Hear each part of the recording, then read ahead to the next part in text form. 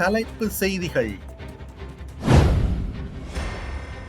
எரிபொருள் விநியோக அளவு QR முறையில் புதிய அளவுகள் அறிவிப்பு.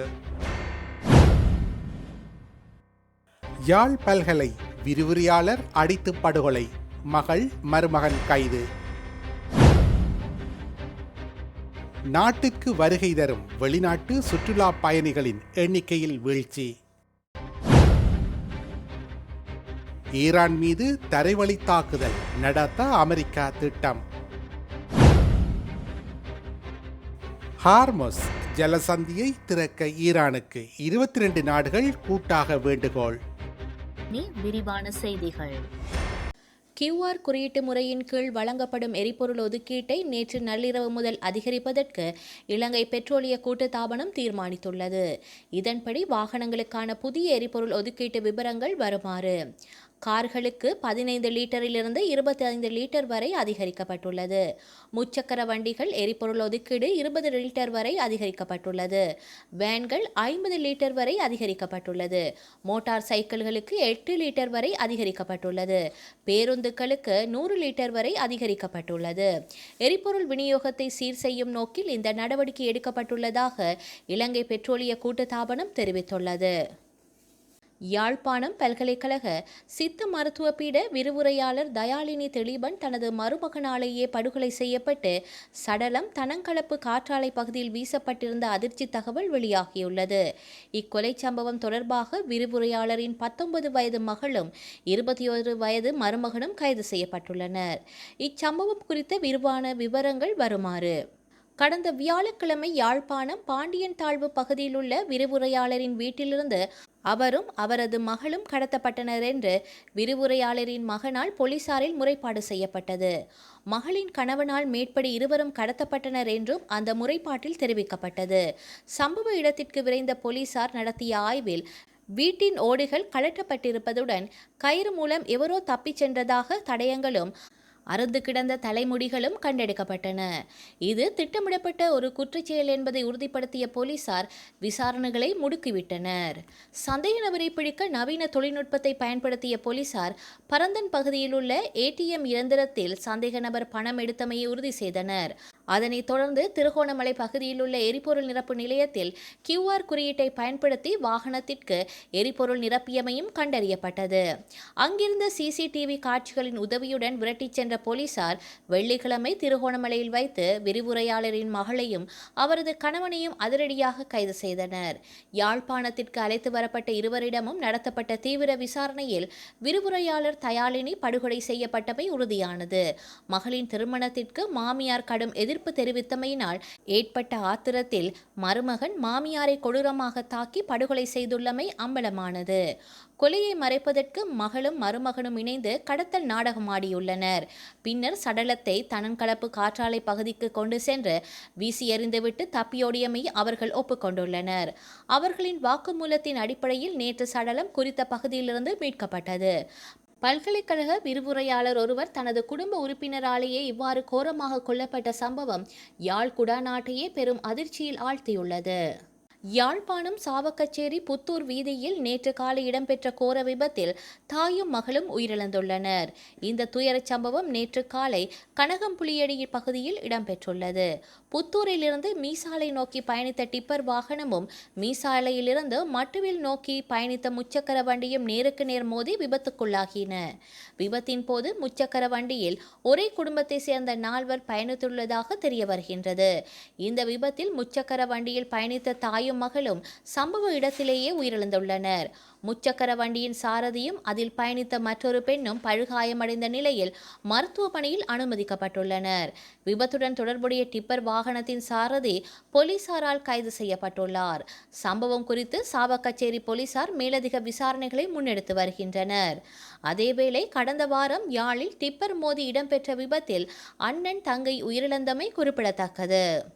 மார்ச் மாதத்தின் முதல் 18 நாட்களில் 1,09,410 வெளிநாட்டு சுற்றுலா பயணிகள் நாட்டிற்கு வருகை தந்துள்ளதாக இலங்கை சுற்றுலா அபிவிருத்தி அதிகார சபை தெரிவித்துள்ளது. கடந்த பிப்ரவரி மாதத்தின் முதல் 18 நாட்களில் 1,90,536 சுற்றுலா பயணிகள் நாட்டிற்கு வந்திருந்த நிலையில் இம்மாதம் இந்த எண்ணிக்கையில் வீழ்ச்சி ஏற்பட்டுள்ளது. மத்திய கிழக்கு போர்ச்சூழல் காரணமாக சுற்றுலா பயணிகளின் வருகை நிலையில் சரிவு ஏற்பட்டுள்ளதை இந்த புள்ளி விபரம் எடுத்து காட்டுகின்றது. சபை வெளியிட்ட மார்ச் மாதத்திற்கான தற்போதைய தரவுகளின்படி நாட்டிற்கு வருகை தந்தவர்களின் அதிகமானோர் இந்தியர்கள் என்றும் 27,613 இந்தியர்களின் வருகை பதிவாகியுள்ளது என்றும் குறிப்பிடப்பட்டுள்ளது. மேலும் ஐக்கிய ராச்சியத்திலிருந்து 10,111 பேரும், ரஷ்யாவிலிருந்து 9,562 பேரும், சீனாவிலிருந்து 9,100 பேரும், ஜெர்மனியிலிருந்து 8,258 பேரும், ஆஸ்திரேலியாவிலிருந்து 6,114 பேரும் வருகை தந்துள்ளனர். இதுவரை வெளியான புள்ளிவிபரத்தின் அடிப்படையில் இந்த ஆண்டு ஜனவரி மாதம் 1ஆம் திகதி முதல் மார்ச் மாதம் 18ஆம் திகதி வரை மொத்தமாக 6,66,065 வெளிநாட்டு சுற்றுலா பயணிகள் இலங்கைக்கு வருகை தந்துள்ளமை குறிப்பிடத்தக்கது.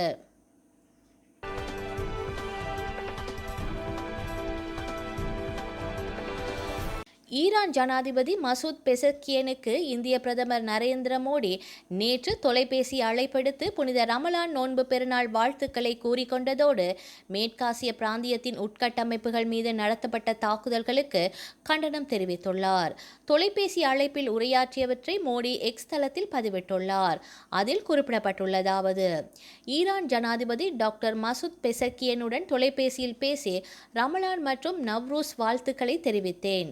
இந்த பண்டிகை காலம் மேற்கு ஆசியாவிற்கு அமைதி, ஸ்திரத்தன்மை மற்றும் செழிப்பை கொண்டு வரும் என நம்பிக்கை தெரிவித்தேன். பிராந்திய ஸ்திரத்தன்மைக்கு அச்சுறுத்தலாகவும் உலகளாவிய விநியோக சங்கிலிகளை சீர்குலைக்கும் வகையிலும் மேற்காசிய பிராந்தியத்தின் முக்கிய உட்கட்டமைப்புகள் மீது நடத்தப்பட்ட தாக்குதல்களுக்கு கண்டனம் தெரிவித்தேன். கப்பல் போக்குவரத்தின் சுதந்திரத்தை பாதுகாப்பதன் முக்கியத்துவத்தையும், கப்பல் வழித்தடங்கள் திறந்தும் பாதுகாப்பாகவும் இருப்பதை உறுதி செய்வதன் அவசியத்தையும் மீண்டும் வலியுறுத்தினேன். ஈரானில் உள்ள இந்திய குடிமக்களின் பாதுகாப்பு மற்றும் நலனுக்காக ஈரானின் தொடர்ச்சியான ஆதரவுக்கு பாராட்டு தெரிவித்தேன் என்று அவர் அதில் குறிப்பிட்டுள்ளார். ஈரான் மீது வான்வழியாக தாக்குதல் நடத்தி வந்த நிலையில் தரைவழி தாக்குதல் நடத்தவும் சாத்தியம் உண்டு என அமெரிக்கா மறைமுகமாக தெரிவித்துள்ள நிலையில் அதற்கு பதிலளிக்கும் விதமாக ட்ரம்புக்கு ஒரு ஆச்சரியம் காத்திருக்கின்றது என ஈரானிய இராணுவம் எச்சரித்துள்ளது. தஸ்னிம் செய்தி நிறுவனம் நேற்று சனிக்கிழமை ஈரான் வழங்கிய செய்தியினை வெளியிட்டுள்ளது. ஈரான் மண்ணில் தரைவழி தாக்குதல் நடத்துவதென்பது எமது சிவப்பு கோட்டினை மீறுவதாக அமையும். அவ்வாறு மீறி தாக்குதல் நடத்தினால் ஒவ்வொரு தாக்குதலுக்கும் நாங்கள் ஆச்சரியமான பதிலடி கொடுப்பது போல இந்த விடயத்திலும் அதே போன்ற ஆச்சரியங்களை மீண்டும் காட்டுவோம் என ஈரான் இராணுவம் குறிப்பிட்டுள்ளது. எங்களுடைய எரிசக்தி உட்கட்டமைப்பை தாக்கினால் இந்த பகுதியில் உள்ள அனைத்து எரிசக்தி உட்கட்டமைப்புகளும் செயலிழந்து போகும். இந்த முறை நாங்கள் தயாராக உள்ளோம். பயங்கரவாதி ட்ரம்ப் இந்த விடயத்தில் ஏதேனும் தவறு செய்தால் அவருக்கு ஆச்சரியம் ஒன்றை நாங்கள் காட்டுவோம் என்றும் ஈரான் இராணுவம் அதன் அறிக்கையின் ஊடாக அமெரிக்க ஜனாதிபதி டொனால்ட் ட்ரம்பை எச்சரித்துள்ளது. அமெரிக்க, இஸ்ரேல், ஈரான் போர் 22வது நாளை எட்டியுள்ளது. தாக்குதல்களும் எதிர் தாக்குதல்களும் நாளுக்கு நாள் தீவிரமடைந்து வருகின்றன. அரபு நாடுகளில் உள்ள அமெரிக்க தளங்கள் மீது ஈரான் வான்வழி தாக்குதலை நடத்தி வருகின்றது. இச்சூழலில் பிரிட்டன், பிரான்ஸ், ஜெர்மனி, ஜப்பான், ஐக்கிய அரபு அமீரகம் மற்றும் பஹ்ரைன் உள்ளிட்ட 22 நாடுகள் அரபு நாடுகள் மீதான தாக்குதல்களை நிறுத்துமாறும் ஹார்முஸ் ஜலசந்தியை உடனடியாக திறக்குமாறும் ஈரானிடம் வேண்டுகோள் விடுத்து கூட்டாக அறிக்கை வெளியிட்டுள்ளது. உலகின் 1/5 பகுதி, அதாவது சுமார் 20% எண்ணெய் ஹார்முஸ் ஜலசந்தி வழியாகவே ஏற்றுமதி செய்யப்பட்டு வந்தது. இந்த பாதையை மூடிய ஈரான் பின்னர் எதிரிகள் மற்றும் அவர்களை ஆதரிக்கும் நாடுகளுக்கு இந்த வழியை திறக்க மாட்டோம் என தெரிவித்தது. இதனால் எண்ணெய் எரிபொருள் தட்டுப்பாடு அபாயத்தில் உலக நாடுகளும் வியாபாரம் செய்ய முடியாத கவலையுடன் அரபு நாடுகளும் மூழ்கியுள்ளன. இந்த சூழலில் 22 நாடுகள் இந்த அறிக்கையை வெளியிட்டுள்ளன. முன்னதாக நேற்று காலை இந்திய பெருங்கடலில் உள்ள டியாகோ கார்சியா தீவில் அமைந்துள்ள அமெரிக்க பிரிட்டிஷ் இராணுவ தளத்தை குறிவைத்து ஈரான் ஏவுகணை தாக்குதல்களை நடத்தியது. இந்த தாக்குதலை பிரிட்டன் கடுமையாக கண்டித்துள்ளது. வரலாற்றில் இன்று